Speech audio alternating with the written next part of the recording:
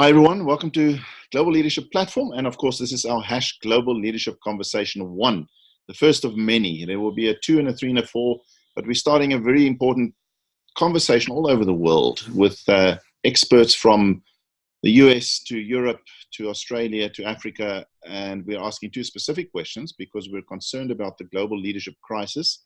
And thank goodness for some pockets of excellence. But we're asking two questions, and today's special guest is Marinka Lipsius, all the way from Amsterdam, Netherlands. She's from Mind Key Academy. She's a high-performance coach, leadership trainer. There's some neuroscience in there, and she's very experienced in this game. So we're excited to have her with us. Marinka, welcome. Thank you. So it's great to be here. Yeah, it's wonderful to have you. At the end, we'll ask you very quickly what makes your city and country so unique. Why should people come and visit you? But first, most important, the two questions. What is the most important quality or attribute or skill we need to develop or awaken or improve in leaders if we are going to turn around this global leadership crisis, Marinka? Well, I think there's one question that's, of all the important questions, is the most important. And that is somebody able to ask and answer the question, what value do I add today to this world and for others? Because if you're not into that, you will probably end up being very busy with your own goals and settings, but not a goal which is beneficiary for all. So the mindset to be of value in your day, in your life, with your work is very important. And this also helps you to be to have integrity, because integrity is one of the most important things for a leader. And the question, do I add value, helps with that. Mm. So you're saying, I'm just making a note, you're saying the most important quality that leaders need in today's world in order to turn around the global leadership crisis, there are many, of course, but the top one you'd say is the kind of leader that would ask the question, do I add value? So it's not just me. It's about us. It's not about me. It's not about them. It's about us. And a lot of the media is calling it purpose-driven leadership right now. I always am a bit anxious for cliches, so I try to have other ways around it, but it is purpose-driven. Why do you do what you do? Okay, so then the very obvious question is, you could have put a lot of qualities at the top of your list. Why do you put this one at the very top? What makes this one so important as opposed to charisma or integrity? But although this has an integrity link to it, an authentic link to it, but why is this one at the top of your list, Marinka? Because it includes all the things you just mentioned. It gives you, your brain, directions and a way to go. And if my mind and my brain and my heart has a way to go, it will do anything to get there. So if I really want to be of value, it all automatically puts my perspective outside myself to an us, to the world around me. And it also includes the question, do I do the right things for the people I guide or lead? So integrity is also given with it. And a mind, you have a lot of energy in your system. And if your mind has a direction in your heart too, the energy goes that way. So almost automatically, all the other things go with it in the slipstream. So it's a booster, that question. And without, you don't have direction, so you go anywhere. Okay. And you're profitable. So you are differentiating between waking up in the morning and saying, how do I add value today to myself versus how do I add value today to the world, to others? So is that the distinction? Well, actually, you add value to yourself by adding value to others. It's the question, and that shows up in research for high performance.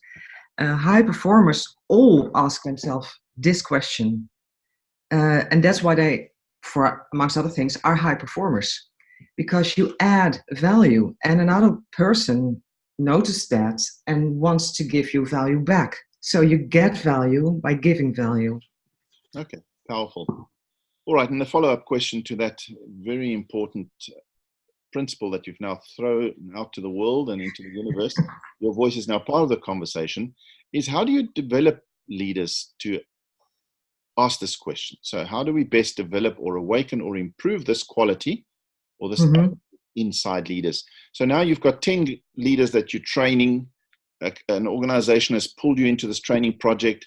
You believe that the top quality they need is to be able to have the humility and the strength to ask that question, to have the kind of attitude that says, how do I add value to the world, to others? How do you train someone to get there? Because if I'm naturally selfish, I mean, today's world is naturally selfish. It's about me getting to the top. It's about human rights. It's about I need to go places and I've got to just step over people to get there sometimes. How do you change me to ask this question? Can you? I don't change you. Because you can't change people in the end, actually. What I do in my turn is to ask myself, what value do I add to this customer of mine in order to give him the tools to add value to the world around him? And the thing is, if you are, high performance is a package of habits. And we know from research that if you are able to use those habits and to develop them, that your results are going sky high, exponentially, as an organization, as a leader.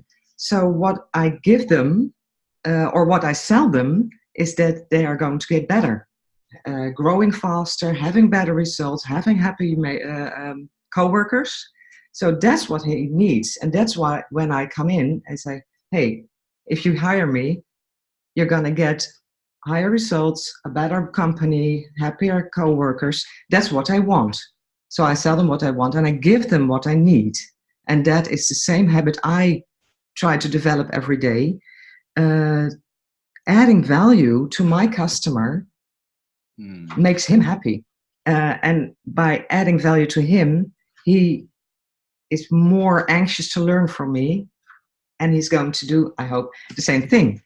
So in the process, he knows, okay, getting better results, getting happier coworkers is all about what value do I give them, and the energy and the clarity and the necessity in things we do.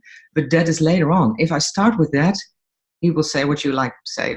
Well, what's in it for me? Well, everything, but he needs to experience that. So I tune into his needs first to get him to where I want him to be. Am I hearing you correctly? You're basically saying it starts back with you living that principle. Yeah. When you go into a client, or when you sit in front of a leader or a group of leaders, and your attitude, Marinka's attitude is, how am I going to add value to them today? It then means you'll listen to what their needs are currently. You'll help them achieve that with a bunch of tools. And then that leads them towards the penny dropping again for them, that it's about adding value. Okay, no, that's... How can I teach something I do not exercise myself? That wouldn't be powerful, but also not authentic. Authentic, yeah. Yeah, maybe the difference you make out there is by being who you are, and not what you say. You know, so yeah. You live it, then it will somehow filter. I live what I sell, and it's not because I'm the best in it. I do have my hurdles, as everybody else, but maybe just because of that, I'm able to add value. I know what it takes. Marinka, that's powerful stuff. Thank you for putting that out there in our Global Leadership Conversation 1 project. This is the first one, 2 questions being asked, and we look forward to hearing the other answers from other leaders. And of course, we'll go to conversation number 2. But before you go, Marinka, Lipsius, all the way from Amsterdam, Netherlands, we need to know from you, for interest's sake, what makes Amsterdam in the Netherlands such a magnificent place? What makes it interesting? Why would people want to visit there? Well, a lot of people are. I'm in the middle of the city, so I see them all. Well, a lot of them. But I heard a great how do you say that? Yesterday we were in a restaurant and one of the waitresses was from Russia, and she said, I'm here for 4 years now, I'm never going to leave. And I asked her why, and she said, well, you can absolutely be who you really are here and people accept it. And I think that's one of the biggest gifts you can give people, to have a place where you can be yourself and not be judged.